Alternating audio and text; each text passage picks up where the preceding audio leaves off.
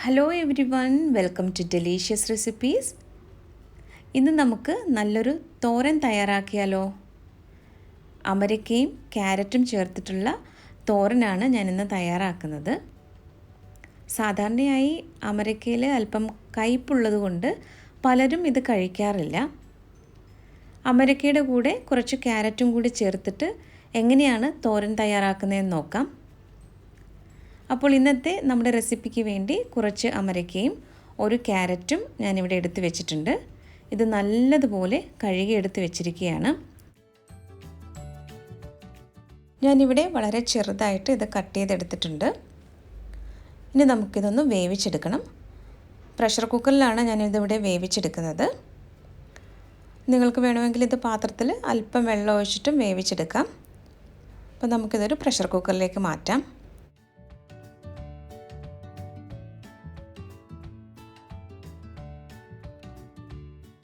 ഇതിലേക്ക് ആവശ്യത്തിനുള്ള ഉപ്പ് കൂടി ചേർത്ത് കൊടുക്കാം. ഇത് വേവുന്നതിന് വളരെ കുറച്ച് വെള്ളം ഒഴിച്ചു കൊടുത്താൽ മതി. 1/4 ഗ്ലാസ്സിലും താഴെയാണ് ഞാൻ വെള്ളം ഒഴിച്ചിരിക്കുന്നത്. ഇനി ഇത് നന്നായിട്ടൊന്ന് മിക്സ് ചെയ്തെടുക്കുക. അതിനുശേഷം പ്രഷർ കുക്കർ അടച്ച് വെച്ചിട്ട് ഒന്ന് വേവിച്ചെടുക്കാം. ആദ്യത്തെ വിസിൽ വരുന്ന ഉടൻ തന്നെ ഇത് ഫ്ലെയിം ഓഫ് ചെയ്യണം. കൂടുതൽ വെന്ത് ഉടഞ്ഞു പോകാൻ പാടില്ല. ഇതിവിടെ വേവിച്ചെടുക്കുന്ന സമയം കൊണ്ട് നമുക്കിതിനാവശ്യമായിട്ടുള്ള അരപ്പ് തയ്യാറാക്കാം. 1/2 കപ്പ് തേങ്ങയാണ് ഞാനിവിടെ എടുത്ത് വെച്ചിരിക്കുന്നത്. ഇതുകൂടാതെ 2 പച്ചമുളകും 1/2 ടീസ്പൂൺ ജീരകവും 1/2 ടീസ്പൂൺ മഞ്ഞൾപ്പൊടിയും കൂടി എടുത്ത് വെച്ചിട്ടുണ്ട്. ഇത് നമുക്കൊരു മിക്സിയുടെ ചെറിയ ജാറിലേക്ക് മാറ്റാം. ഒട്ടും തന്നെ വെള്ളം ചേർക്കാതെ ഇതൊന്ന് ചതച്ചെടുക്കണം. കൂടുതൽ അരഞ്ഞു പോകാനായിട്ട് പാടില്ല. നിങ്ങളുടെ ഇഷ്ടത്തിനനുസരിച്ച് തേങ്ങയുടെ അളവ് അല്പം കൂട്ടുകയോ കുറയ്ക്കുകയോ ആവാം. ഇതൊന്ന് ചതച്ചെടുത്തിട്ട് വരാം. തോരൻ തയ്യാറാക്കാനായിട്ട് ഒരു കടായിലേക്ക് കുറച്ച് വെളിച്ചെണ്ണ ഒഴിച്ചിട്ടുണ്ട്. വെളിച്ചെണ്ണ ഇല്ലെങ്കിൽ വെജിറ്റബിൾ ഓയിൽ എടുത്താലും മതി. എണ്ണയൊന്ന് ചൂടായി വരുമ്പോൾ ഇതിലേക്ക് കടുക് ചേർക്കാം. 1/2 ടീസ്പൂൺ കടുകാണ് ഞാനിപ്പോൾ ചേർത്തത്. കടുക് നന്നായിട്ടൊന്ന് പൊട്ടി വരുമ്പോൾ ഇതിലേക്ക് 2 വറ്റൽമുളകും 1 തണ്ട് കറിവേപ്പിലയും കൂടി ചേർക്കാം.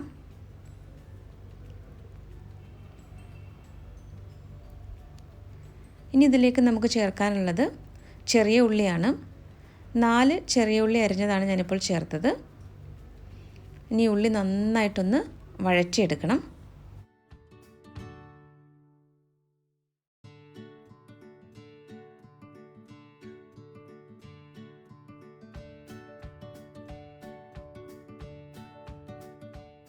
ഉള്ളി നന്നായിട്ട് വഴന്ന് വന്നിട്ടുണ്ട്. ഇനി നമുക്കിതിലേക്ക് ചതച്ച് വെച്ചിരിക്കുന്ന തേങ്ങാക്കൂട്ടാണ് ചേർക്കാനുള്ളത്. ഈ അരപ്പിൻ്റെ പച്ചമണം മാറുന്നത് വരെ നല്ലതുപോലെ ഒന്ന് ഇളക്കി കൊടുക്കാം. അതിനുശേഷം ഇതിലേക്ക് വേവിച്ച് വെച്ചിരിക്കുന്ന അമരക്കയും ക്യാരറ്റും കൂടി ചേർക്കാം. കയ്പുണ്ടെന്ന് കരുതി ഇനി അമരക്ക കഴിക്കാതിരിക്കരുത്. ഇതുപോലെ കുറച്ച് ക്യാരറ്റും കൂടി ചേർത്തിട്ട് തോരൻ തയ്യാറാക്കി നോക്കൂ. തീർച്ചയായും നിങ്ങൾക്കിത് ഇഷ്ടമാകും. ഇപ്പോൾ അരപ്പിൻ്റെ പച്ചമണമൊക്കെ മാറിയിട്ടുണ്ട്. ഇപ്പോൾ നമ്മൾ വേവിച്ച് വെച്ചിരിക്കുന്ന അമരക്കയും ക്യാരറ്റും കൂടി ചേർത്ത് കൊടുക്കാം. ഇനി ഇത് നല്ലതുപോലെ ഈ തേങ്ങയുമായിട്ട് ചേർത്ത് ഒന്ന് യോജിപ്പിച്ചെടുക്കണം. അപ്പോൾ ഇത് നന്നായിട്ടൊന്ന് മിക്സ് ചെയ്തെടുത്ത ശേഷം നമുക്കിതൊന്ന് അടച്ച് വെച്ചിട്ട് ഒരു 3 മിനിറ്റ് ചെറിയ തീയിൽ വയ്ക്കാം. നല്ലൊരു നാടൻ സാമ്പാറും ഈയൊരു തോരനും ഒരു മീൻ വറുത്തതും ഉണ്ടെങ്കിൽ നമുക്ക് ഉച്ചയൂണ് അടിപൊളിയാക്കാം. ഇനി മീൻ കഴിക്കാത്തവർക്ക് ഒരു മുട്ട പൊരിച്ചതോ പപ്പടമോ ഒക്കെ കൂട്ടിയിട്ട് ഊണ് കഴിക്കാവുന്നതാണ്. അപ്പോൾ എല്ലാവരും ഇതുപോലെ അമരക്കയുടെ കൂടെ ക്യാരറ്റും കൂടി ചേർത്ത് തോരനൊന്ന് തയ്യാറാക്കി നോക്കണം. ഇഷ്ടമായാൽ ഫീഡ്ബാക്ക് കൂടി തരാനായിട്ട് മറക്കരുത്. അപ്പോൾ ഞാനിതിവിടെ നന്നായിട്ട് മിക്സ് ചെയ്തെടുത്തിട്ടുണ്ട്. ഇനി ഇത് നമുക്കൊന്ന് അടച്ചു വയ്ക്കാം.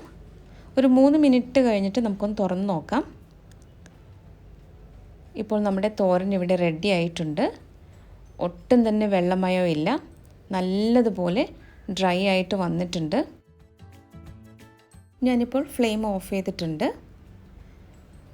ഇന്നത്തെ ഈ റെസിപ്പി എല്ലാവർക്കും ഇഷ്ടമായെന്ന് കരുതുന്നു. റെസിപ്പി ഇഷ്ടമായാൽ ഡെലിഷ്യസ് റെസിപ്പീസ് ചാനലൊന്ന് സബ്സ്ക്രൈബ് ചെയ്യണം. സബ്സ്ക്രൈബ് ബട്ടൺ അടുത്ത് കാണുന്ന ബെല്ലൈക്കൺ പ്രസ് ചെയ്ത ശേഷം ഓൾ എന്ന ഓപ്ഷൻ കൂടി പ്രസ് ചെയ്ത് കൊടുക്കാൻ മറക്കരുത്. എങ്കിൽ മാത്രമേ ഞാൻ പോസ്റ്റ് ചെയ്യുന്ന വീഡിയോയുടെ നോട്ടിഫിക്കേഷൻ നിങ്ങൾക്ക് കിട്ടുകയുള്ളൂ. അപ്പോൾ മറ്റൊരു നല്ല റെസിപ്പിയുമായിട്ട് വീണ്ടും വരാം. Thank you.